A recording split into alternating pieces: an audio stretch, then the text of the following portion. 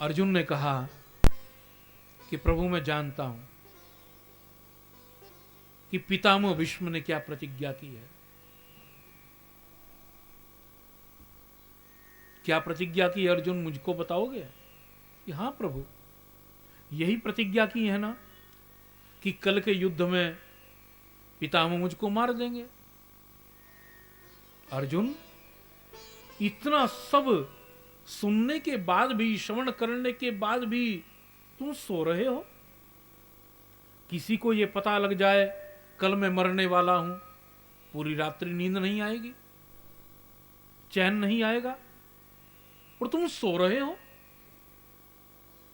हां प्रभु। क्यों, कैसे? प्रभु मैं इसलिए सो रहा हूं क्योंकि मुझको पता है कि मेरी चिंता करने वाला जाग रहा है।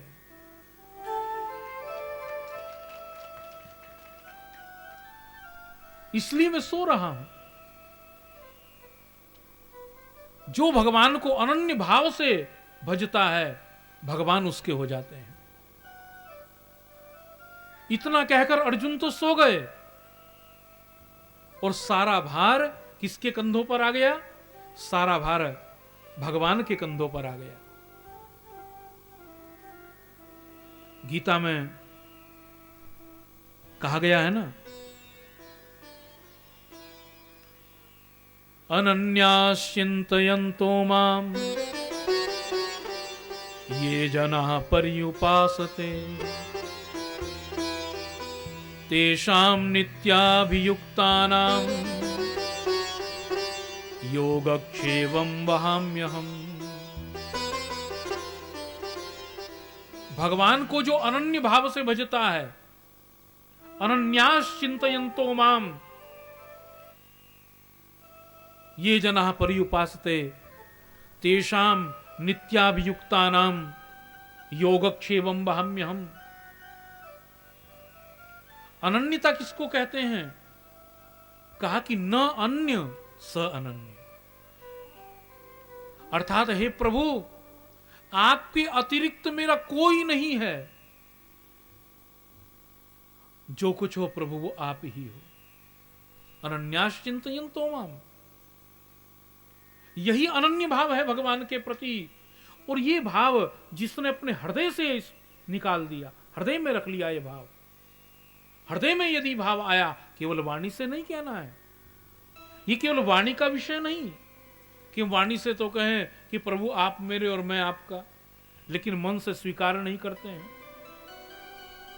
जिसने मन से ये बात स्वीकार कर ली कि अनन्याश्चिन्तयन्तो माम्, कि प्रभु आपके अतिरिक्त मेरा कोई नहीं है, ये जनाः पर्युपासते तेषां नित्याभियुक्तानां योगक्षेमं वहाम्यहम्। तो तब भगवान क्या कहते हैं? भगवान कहते हैं कि हे भक्त, अब तेरा सारा भार मेरे कंधों पर है, अब तो चिंता मत कर। अर्जुन तो इतना कहकर सो गए कि प्रभु जिसकी चिंता करने वाला जाग रहा है, उसको सोने में क्या भय है?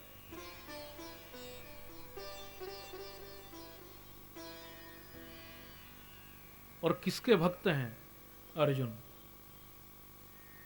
भगवान कृष्ण के। और भगवान कृष्ण किसका अवतार है? आप सबको पता है किसका अवतार है भगवान? भगवान विष्णु के, नारायण के। और नारायण की शैया कौन सी है? भगवान किस पर सोते हैं? शेष शैया पर, सर्प की शैया। ये श्लोक आपको पता ही होगा। शांताकारं भुजगशयनं पद्मनाभं सुरेशं विश्वाधारं गगन सदृशं मेघवर्णं शुभांगं लक्ष्मीकान्तं कमलनयनं योगिभिर्ध्यानगम्यं वंदे विष्णुं भवभयहरं सर्वलोकैकनाथम।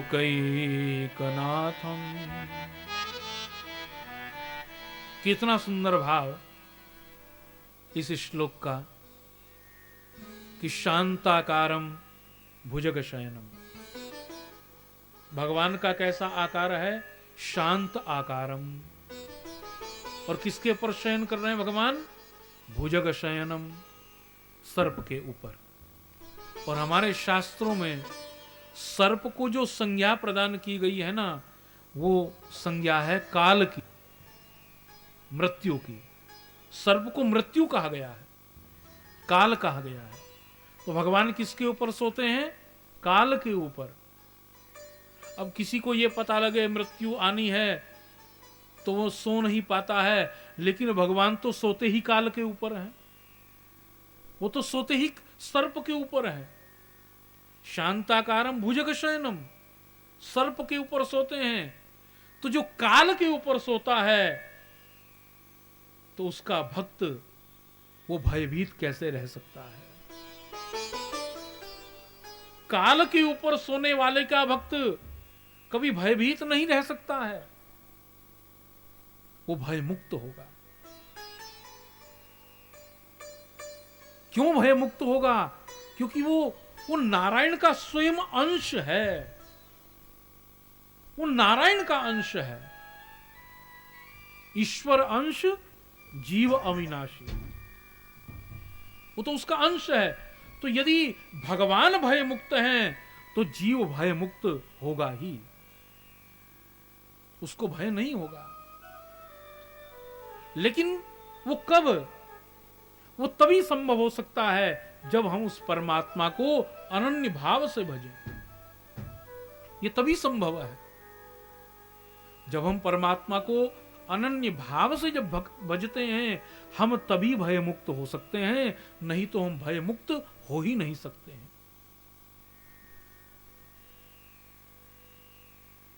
श्रीमद् भागवत में एक बात कही गई है कि भगवान किसको प्राप्त होते हैं,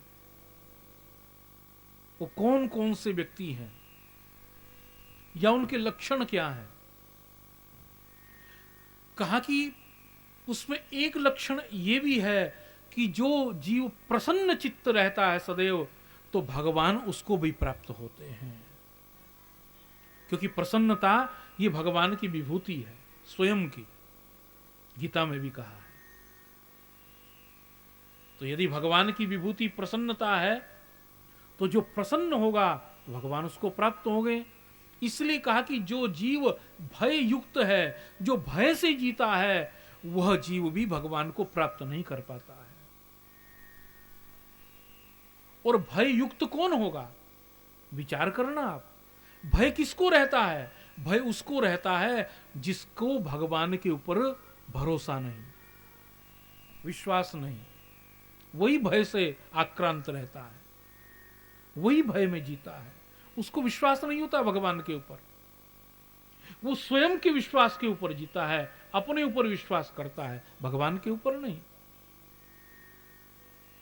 इसलिए कहा, गीता में भी भगवान ने कहा कि जो मुझको अनन्य भाव से भजता है वही मुझको प्राप्त करता है, और उसी का सारा भार मैं अपने कंधे पर उठाता हूं।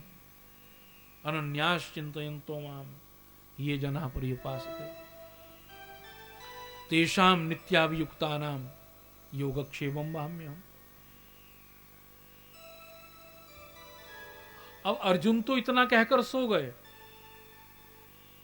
कि प्रभु, जब जिसकी चिंता करने वाला जाग रहा है उसको सोने में क्या भय है।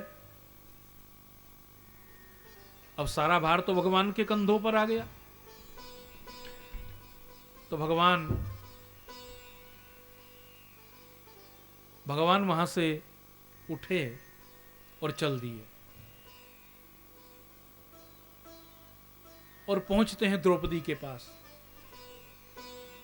द्रौपदी के पास जाकर भगवान ने कहा, प्रेम से द्रौपदी को भगवान कृष्णा कहते हैं, कहा कृष्णा तुरंत 16 श्रृंगार करो। अब भगवान से ये कौन पूछे क्यों?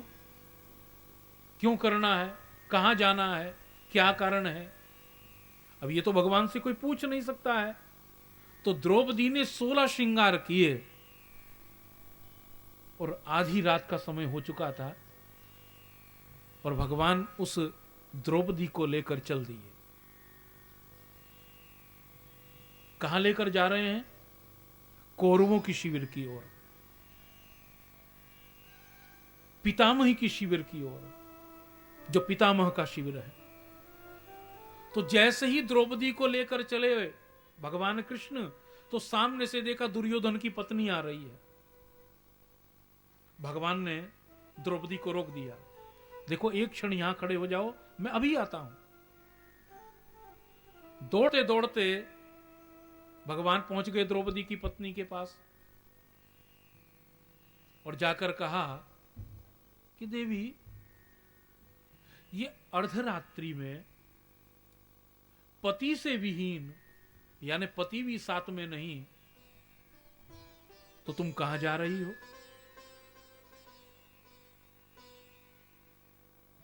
भगवान स्पष्ट करना चाहते हैं कि रात्रि में यदि कोई स्त्री पति से विहीन यदि विचरण कर रही है कहीं पर, तो ये उचित नहीं है। इसलिए भगवान कहते हैं, देवी पति से विहीन आधी रात में तुम कहां जा रही हो? तो दुर्योधन की पत्नी ने कहा, प्रभु, पितामह ने कहा मेरे पति से कि देख, तुझे तो मैं आशीर्वाद दूंगा नहीं, लेकिन अपनी पत्नी से कहना वो मुझसे आशीर्वाद ले जाए आकर। तो मैं तो पितामह से आशीर्वाद लेने जा रही हूं। और भगवान ने ऐसी मति भ्रमित की दुर्योधन की पत्नी की, कहा रे राम राम, पूरा दिन तुम्हारी ओर से युद्ध करते हैं पितामह, और उस युद्ध में वो थक जाते हैं, रात्रि के समय विश्राम करते हैं, अपना भजन करते हैं, तुम साधना करते हैं अपनी, तुम वो भी करने नहीं दोगे। ऐसी मति भ्रमित की, उसको लौटा दिया। कहा पितामह तो तुम्हारे अपने हैं, कल आकर आशीर्वाद ले लेना।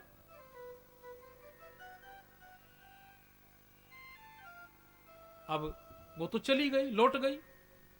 अब भगवान दौड़ते दौड़ते द्रौपदी के पास आए और कहा, देखो देवी, अब तुमको पितामह के शिविर में जाना है, और पितामह के शिविर में जाकर अपना जो घूंघट है, जो पल्लू है, उसको नीचे करके बैठना है, घूंघट नहीं उठाना है। उनके चरणों में बैठ जाओ जाकर, और देखो देवी कृष्णा, ये जो तुमने जूता पहना ना, पगरखा, पदत्राण, ये जूता मुझको दे दो, क्योंकि पितामह के शिविर में जूता नहीं जाता है, और तुम्हारा जूता पितामह के शिविर के बाहर दिखना भी नहीं चाहिए। द्रौपदी ने अपना जूता उतार दिया और भगवान द्रौपदी के जूतों को, पदत्राण को, पगरखे को अपने पीतांबर में लपेट कर खड़े हो गए। भगवान के जैसा भक्त वत्सल कहां मिलेगा कि भक्त के जूते को पीतांबर में लपेट लिया, जिस पीतांबर को भगवान अपने शरीर से कभी विलग नहीं करते हैं। द्रौपदी ने प्रवेश किया पितामह के शिविर में, चरणों में बैठ गई, पल्लू नीचे है। पितामह ने धीरे धीरे नेत्र खोले, अपने साधना में बैठे थे। उनको लगा कि दुर्योधन की पत्नी आ गई, तो अब इसको आशीर्वाद देना चाहिए। और तब पितामह ने अपने दोनों हाथ द्रौपदी के शीश पर रखकर कहा, अखंड सौभाग्यवती भव। और जैसे ही कहा अखंड सौभाग्यवती भव, तुरंत द्रौपदी ने अपना पल्लू ऊपर कर दिया। कहा, पितामह, अब तो मेरे पति का जीवन आपके हाथ में है, और आपने तो मुझे अखंड सौभाग्यवती का वरदान दे दिया। अब आप कैसे मार सकते हैं मेरे नाथ को? ये जब देखा पितामह ने, दोनों नेत्रों में आंसू आ गए। देवी, पुत्री, मैं जानता हूं ये तुम्हारी बुद्धि नहीं कि तुम यहां तक चलकर आ गई हो। अब मुझको ये बताओ कि जो तुमको यहां पर लाए हैं वो कहां खड़े हैं? द्रौपदी ने कहा वो बाहर खड़े हैं। पिता हम दौड़ चले और क्या देखा, एक पीपल का वृक्ष वहां खड़ा था। उस पीपल के वृक्ष के नीचे कन्हैया गोविंद द्रौपदी का जूता अपने पीतांबर में लपेट कर खड़े हैं। ये दृश्य जिस समय देखा पितामह भीष्म ने तो तुरंत भगवान के चरणों में दंडवत प्रणाम किया। वाह प्रभु, आपके जैसा भक्तवत्सल तो कोई हो नहीं सकता है। और हे प्रभु, आप सबको सब कुछ प्रदान कर देते हो। तो हे प्रभु, आज मैं भी आपसे कुछ मांगना चाहता हूं। क्या आप मुझको दोगे? भगवान ने कहा, पितामह आपको क्या दूं? जिसको इच्छा मृत्यु का वरदान प्राप्त है उसको क्या चाहिए? अर्थात ऐसा वरदान जिसको प्राप्त है वो जब चाहेगा तब मरेगा, नहीं तो नहीं मरेगा। इच्छा मृत्यु मिली हुई है कि तुम्हारी जब इच्छा हो तुम तब मरोगे। और क्या चाहिए? पितामह ने कहा, नहीं प्रभु, ये कोई वरदान थोड़ा ही है। वो जीना भी क्या जीना जिसमें भगवान का अंग संग ना हो। नहीं प्रभु, आप मुझको वरदान दो। आज मैं आपसे कुछ मांगना चाहता हूं। भगवान ने कहा, ठीक है, मांगो। क्या मांगते हो? मैं आपको दूंगा। पितामह ने कहा, प्रभु आज मेरी समस्त इंद्रियां सबल हैं, मेरे नेत्र सबल हैं, मैं आपका दर्शन कर सकता हूं। मेरे कान सबल हैं, मैं आपकी वाणी को सुन सकता हूं। मेरे पांव सबल हैं, मैं चलकर आपके द्वार तक आ सकता हूं। मेरे हाथ सबल हैं, मैं आपके चरणों को छू सकता हूं, स्पर्श कर सकता हूं। लेकिन प्रभु, न जाने अंत समय कैसा हो। ये वाणी आपको आपका गुणगान करने के लिए उठे कि ना उठे। ये पांव आपके द्वार तक आ सके कि न आ सके। ये हाथ आपका चरण स्पर्श कर सके कि न कर सके। हे प्रभु, आज मैं आपका ध्यान धर सकता हूं, मैं सबल हूं। बस यही चाहता हूं प्रभु कि अंत समय में आप मेरा ध्यान धर लेना है। ये मांगता हूं। जब मेरा अंत समय हो प्रभु, आप मेरे नेत्रों के सामने हो। भगवान ने कहा, तथास्तु। मैं वचन देता हूं तुमको कि जब तुम प्राण छोड़ोगे तो ये कृष्ण तुम्हारे सामने होगा। तो आज भगवान पितामह भीष्म को जो वचन दिया था भगवान ने, उस वचन की पूर्ति के लिए भगवान द्वारिकापुरी जाते जाते लौट आए। पांडवों को तैयार किया, अपनी कुंती बुआ से कहा, द्रौपदी से कहा कि अब तुम सब मेरे साथ चलो। सबको लेकर भगवान कृष्ण पितामह भीष्म के पास आ गए, जो बाणों की शैया पर लेटे हुए थे। दूर से देखा पितामह ने, भगवान कृष्ण आ रहे हैं, आंखों से आंसू बह चले, रोने लगे। द्रौपदी ने कहा, पितामह क्या आपको भी मृत्यु का भय है जो आप रो रहे हो? पितामह ने कहा, पुत्री, ये मृत्यु के भय के कारण नहीं रो रहा हूं। मेरे नेत्रों में जो ये अश्रु हैं, आंसू हैं, ये तो प्रेमाश्रु हैं। भगवान को देखकर मेरे हृदय में जो प्रेम उमड़ा है, ये वो अश्रु हैं। ओह, बहुत सा धर्म का उपदेश पितामह भीष्म ने किया। द्रौपदी की बहुत शंकाएं थी, उन शंकाओं को दूर किया, क्योंकि द्रौपदी पितामह भीष्म से कहती है, पितामह आज आप धर्म की चर्चा कर रहे हो, उस समय आपका धर्म कहां चला गया था? जब भरी सभा में मुझको निर्वस्त्र किया जा रहा था, आप भी तो वहां बैठे थे ना। उस समय आपका ये धर्म कहां चला गया था?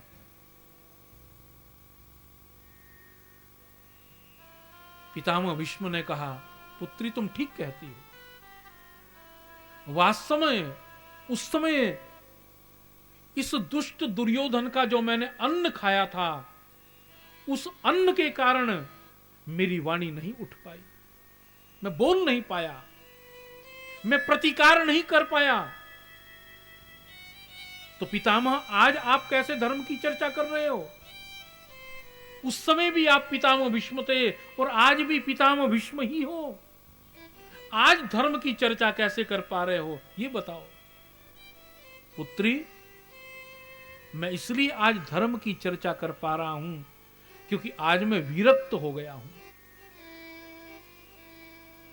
जिस मेरे रक्त में दुर्योधन का नमक घूम रहा था, तेरे पति ने बाण मार मार कर मुझको रक्त विहीन कर दिया। आज मेरे शरीर में वो रक्त नहीं, जो रक्त जिसमें दुर्योधन का नमक था। आज तो मैं विरक्त हो गया हूं। विरक्त अर्थात रक्त विहीन। आज मैं विरक्त हूं। आज मेरे अंदर अपना कुछ नहीं है, इसलिए मैं धर्म की चर्चा कर पा रहा हूं। भगवान कृष्ण द्रौपदी को समझाते हैं कि कृष्णा, ये कोई साधारण पुरुष नहीं है जिनसे तुम वार्ता कर रही हो। ये पितामह भीष्म हैं, ये गंगा पुत्र हैं। गंगा कौन है? गंगा जो भगवान विष्णु के चरणों से जिनका आगमन हुआ है। और हे कृष्णा, यदि सत्य कहूं तो ये पितामह भीष्म जो है ना, ये पितामह भीष्म मेरे पौत्र हैं। पौत्र? वो कैसे? कि गंगा कौन है? गंगा जो मेरे पांवों के अंगूठे से निकली, मेरे शरीर से जो बहकर निकली है। इसलिए गंगा को क्या कहते हैं? विष्णुपदी। क्या कहते हैं गंगा को? विष्णुपदी। और शरीर से यदि जो कोई निकलता है तो पुत्र या पुत्री होगा। तो गंगा कौन हुई? भगवान की पुत्री हो गई। उनके पांव के अंगूठे से निकली है भगवान के। और गंगा के पुत्र कौन है? गंगा के पुत्र पितामह भीष्म है। तो भगवान कहते हैं कि मुझको यदि कृष्ण रूप में तुम देखती हो तो तब तो ये पितामह भीष्म है मेरे लिए। लेकिन यदि तुम मुझको ब्रह्म भाव से यदि देखो कि मैं ब्रह्म हूं, तो तब ये पितामह, ये मेरे पौत्र हैं। तो इसलिए आज ये पितामह भीष्म, क्योंकि ये तो जानते हैं कि मैं कौन हूं। पितामह भीष्म को पता है वो महापुरुष हैं। तो इसलिए पितामह भीष्म ने कहा कि प्रभु, आपसे तो मेरा रक्त का संबंध भी है, क्योंकि आप तो मेरे दादा भी हो। तो आप मेरे नेत्रों के सामने रहो, तब मेरे प्राण निकले हैं। इसलिए मैं आपको पुकारता हूं। तो भगवान कहते हैं द्रौपदी से, कृष्णा, ये कोई साधारण पुरुष नहीं जिनसे तुम वार्ता कर रही हो। ये मेरे पौत्र भी हैं। तब द्रौपदी प्रणाम करती हैं पितामह भीष्म से। बहुत सा धर्मोपदेश पितामह भीष्म ने पांडवों को प्रदान किया, उपदेश किया। और अंत समय जिस समय आया, सूर्य भगवान जब उत्तरायण में प्रवेश कर रहे हैं, मकर की संक्रांति जब लगी, सूर्य भगवान उत्तरायण में आए, तो तुरंत पितामह भीष्म ने कहा, प्रभु अब आप मेरे चरणों की ओर आ जाओ, मैं जाना चाहता हूं। चरणों की ओर आकर भगवान खड़े हो गए। ऐसा कौन कह सकता है भगवान को कि आप मेरे चरणों की ओर आ जाओ? ये तो वही कह सकता है ना जो भगवान के ऊपर अनन्य श्रद्धा रखता हो, या भगवान से अनन्य प्रेम रखता हो, या भगवान को अपना सर्वस्व मानता हो, वही तो कह सकता है। और भगवान जिससे अतिशय प्रेम करते हो वो कह सकता है। अब राष्ट्रपति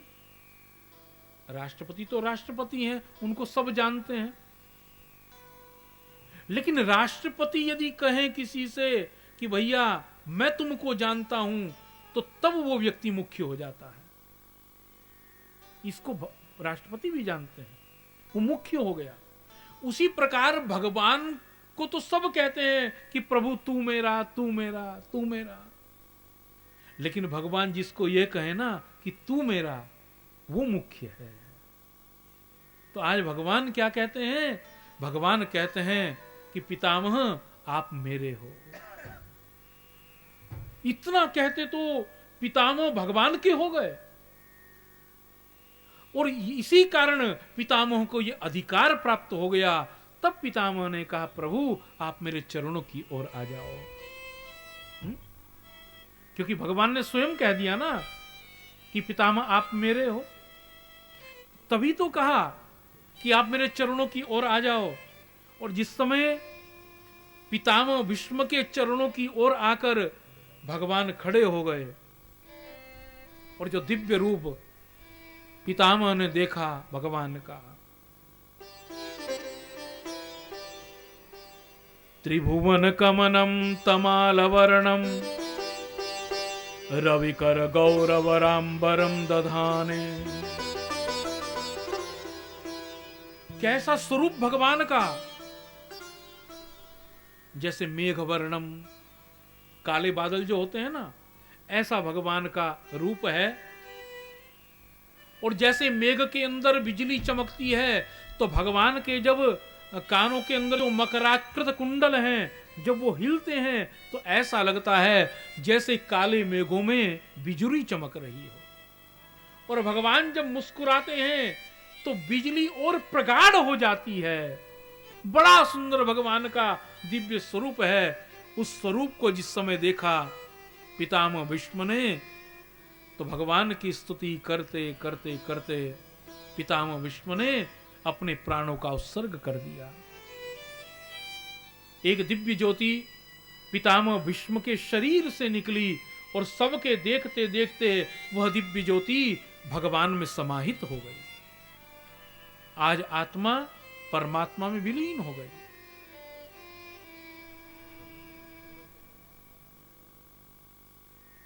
महापुरुष का प्रयाण हुआ।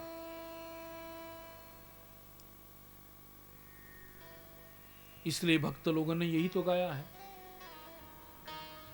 कि प्रभु जब हमारा अंत समय आए तो आप हमारे सन्मुख हो।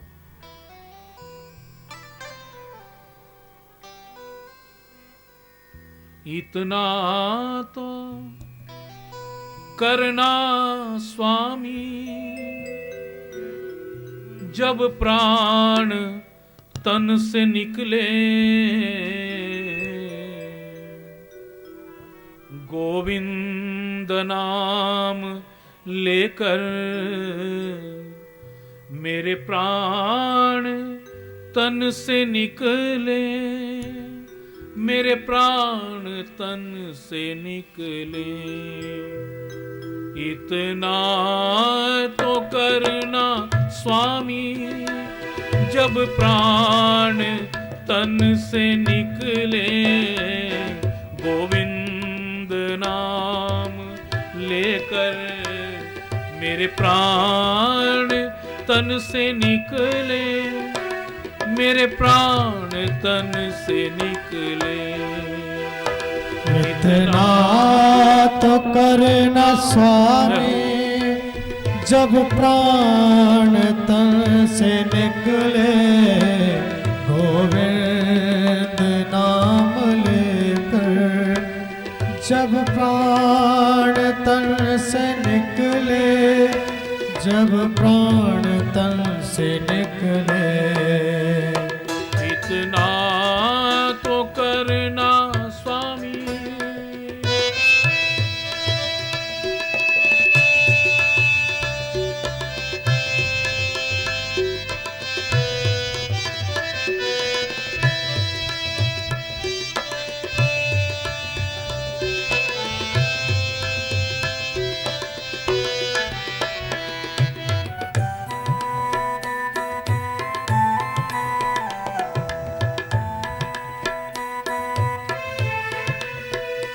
श्री गंगा जी का तट हो, यमुना का वंशीवट हो, मेरा शावरा निकट हो।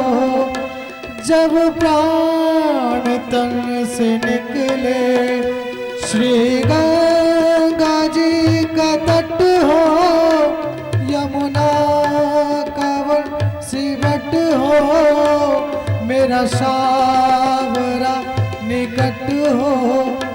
जब प्राण तन से निकले, इतना तो करना स्वामी, इतना तो करना स्वामी।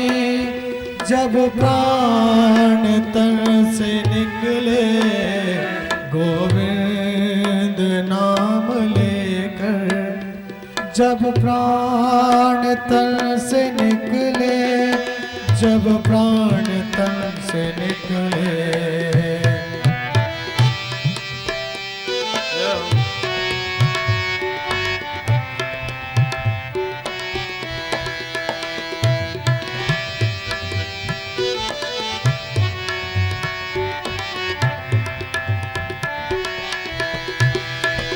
श्री वृंदावन का थल हो, मेरे मुख में तुलसी दल हो, विष्णु चरण का जल हो। जब प्राण तन से निकले, श्री वृंदावन का थल हो, मेरे मुख में तुलसी दल हो, विष्णु चरण का जल हो। जब प्राण तन से निकले, इतना तो करना स्वामी। जब प्राण तन से निकले, गोविंद नाम लेकर।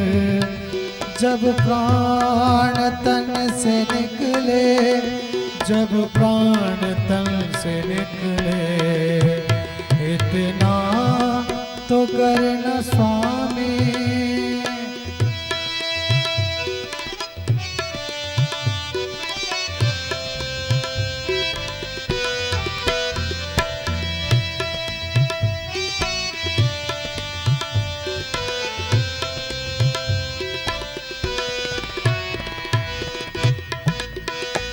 छवि मन में ये बसी हो, जब प्राण तन से निकले, पीतांबरी कसी हो, होठों पे कुछ हंसी हो।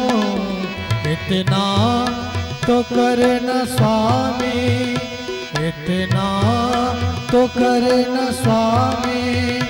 जब प्राण तन से निकले, गोविंद नाम लेकर।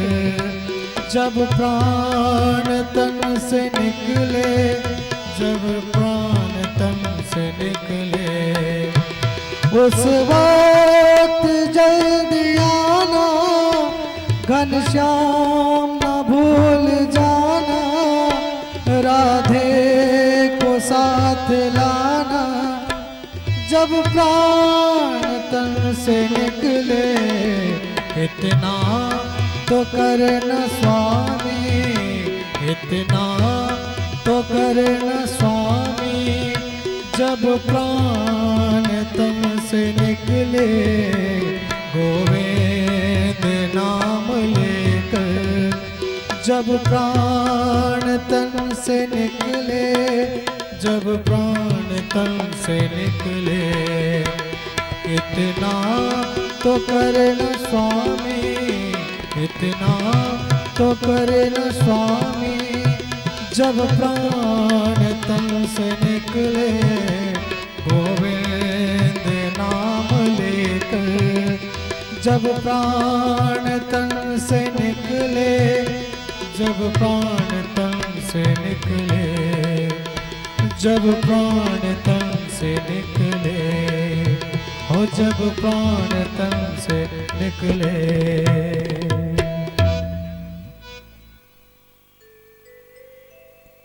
पितामह भीष्म का महाप्रयाण हुआ।